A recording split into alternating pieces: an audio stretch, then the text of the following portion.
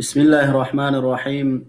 الحمد لله رب العالمين، والصلاة والسلام على خير خلقه محمد وعلى آله وصحبه أجمعين وبعد. ورونو الله رب العالمين دا دنیا پیدا کړي، دغه رنګ مخلوقات پیدا کړي دي. ځینې مخلوقات په ځینې نورو باندې غوره کړي دي. دغه رنګ دغه وخت او دا زمانه الله رب العالمین پیدا کړي ده، او ځینې اوقات په ځینې نورو باندې غوره ګرځولي دي چې یو د هغې نه د جمعې ورځ ده. زمونږ او ستاسې مسلمانان وروڼه ډېر د دغې ورځې نه غافله دي. حال دا چې دا مونږ او تاسې باندې په هره هفته کې او په هره جمعه کې یو ورځ تېرېږي، خو د دې سره سره زمونږ او ستاسې پام نه دی، او دغه ډېر ثوابونه او اجرونه دا زمونږ او ستاسې نه عبث شي. نو په دې خاطر زه غواړم چې د دغې باره کې یو څو خبرې وکړم. اول دا چې ورونو، کله چې انسان د جمعې لمانځه ته ځي، پکار دا ده چې وختي لاړ شي، پوره وختي لاړ شي. د دې وجې نه حدیث شریف کې راځي، نبی علیه الصلاة والسلام وایي څوک چې د جمعې په ورځ باندې وختي لاړ شي، په اول ساعت کې لاړ شي، نو دا داسې ده لکه څنګه چې یو انسان اوخ د الله رب العالمین په لاره کې صدقه کوي. تاسو فکر وکړئ که موږ او تاسې چېرته یو اوخ د الله په لاره کې صدقه کوو، نو د دې دپاره څومره مال ته ضرورت دی، او حال دا چې موږ د جمعې په ورځ دا په څو ګنټو کې حاصلولی شو. کله چې جومات ته وختي لاړ شو، نو په دغه لوی اجر موږ او تاسو ته میلاویږي. دغه رنګې ورونو، چې کله یو انسان په دویم ساعت کې لاړ شي، نو دغه انسان دپاره به نبی علیه الصلاة والسلام وایي دومره اجر وي لکه یو غوا چې د الله رب العالمین په لاره کې صدقه کړې وي. او کله چې په دریم ساعت کې لاړ شي، نو دومره اجر ورته میلاویږي لکه څنګه چې یو سړی ګډ او پسه د الله رب العالمین په لاره کې صدقه کړي. که څلورم ساعت کې لاړ شي د یو چرګې په اندازه، او که پنځم ساعت کې لاړ شي د انډې هګۍ په اندازه باندې. تاسو سوچ وکړئ دومره غټ فرق دی په دغه یو څو ساعتونو کې. نو په دې وجه انسان کوشش دا کول پکار دی چې وختي د جمعې مانځه ته لاړ شي. یو د جمعې د مانځه د آداب او د ثوابونو د ګټلو نه دا دي چې سړی وختي لاړ شي جمعې مانځه ته. دویم دا چې پوره صفایي مراعات کړي. ډېر کله چې سړی د جمعې مانځه ته لاړ شي، او داسې کسان د جمعې مانځه ته راځي چې هېڅ څه به ونه وایي چې یاره دا د جمعې ورځ سره روان دی، او که نه عادي مونځ سره روان دی. او حال دا چې باید انسان د جمعې د ورځې د خوشبویي لګول، دغه رنګې غسل کول، مستحب اعمال نه مسواک او کریم او دا استعمالول، پاکې جامې اچول، دا پکار ده چې هر مسلمان وکړي او په ښه پوره نظافت او مراعات سره د جمعې ورځ ته راشي. دغه رنګې یو ډیر زیات اجر چې امام احمد رحمه الله حدیث روایت کړی دی، نبی علیه الصلاة والسلام وایي من غسل واغتسل یوم الجمعه، چا چې صفایي وکړله، غسل یې وکړه، ځان یې وینځه ښه صفا د جمعې په ورځ باندې، وبکر وابتکر، او وختي راغی، ښه وختي راغی، ودنا من الامام، او د امام سره نږدې ودرېده، مخ ته ودرېده، اول صف کې ودرېده، فانصت، او امام ته چپ شو چې امام څه وایي. ډېر کله چې ورونو زموږ او ستاسې دا وروستني صفونه دا په لمونځ کې خبرې کوي، په خطبې په ټایم کې چې کله وروسته ناست وي، نو د خطبې په ټایم کې د یو بل سره خبرې کوي. او حال دا چې دې حدیث کې راځي چې امام ته چپ شو دا اجر به ورته میلاویږي. د اجر ته غوږ شي، دا ډېر ناشنا او ډېر زیات اجر دی.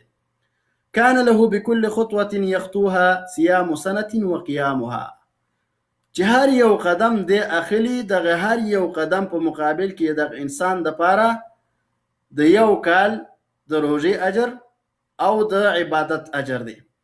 تاسو چې موږ او تاسې چې د کور نه راځو 100 قدم اخلو، 200 300 500، بعض ځینې خلکو نه جوماتونه لرې وي، نو دا څومره ډېر اجر دی.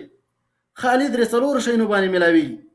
اول دا چې ځان ښه صفایي مراد کړي، دویم دا چې وختي راشي، او دریم دا چې امام سره نږدې کښېني او دغه خطبې ته غوږ شي، نو دغه اجر تاته میلاویږي په دغه لږ عمل باندې.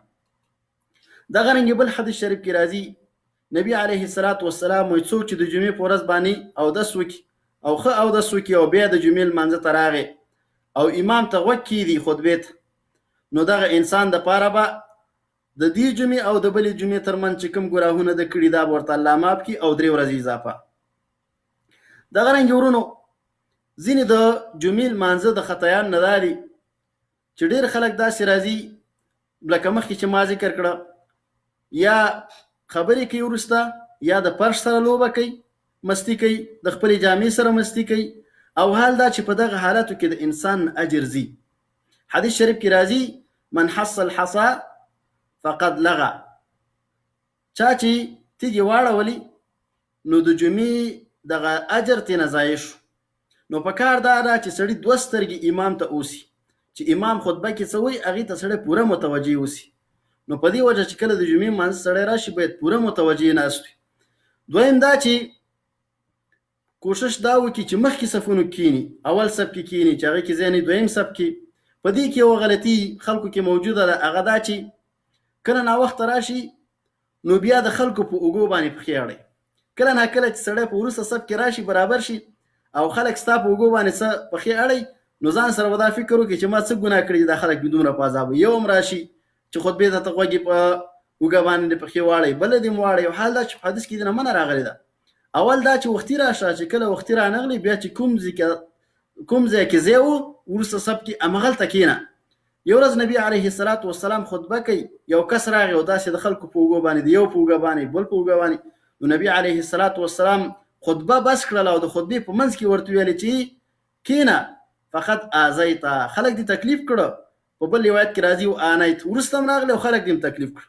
نو په دې وجه به سړی د خلکو په اوږو باندې پښې نه اړوي، چې کله ناوخته راغی چې په هر ځای کې ځای و بیا په هماغه ځای کې کښېنه. که چېرته غواړې چې مخکې کښېنې نو وختي راشه.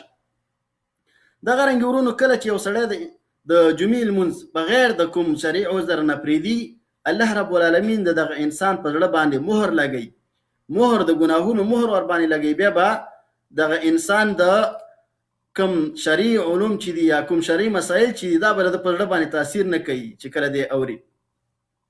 دغه رنګې د جمعې په ورځ ورونو په نبي علیه الصلاة والسلام باندې درود ویل دا ډېره مهمه خبره ده.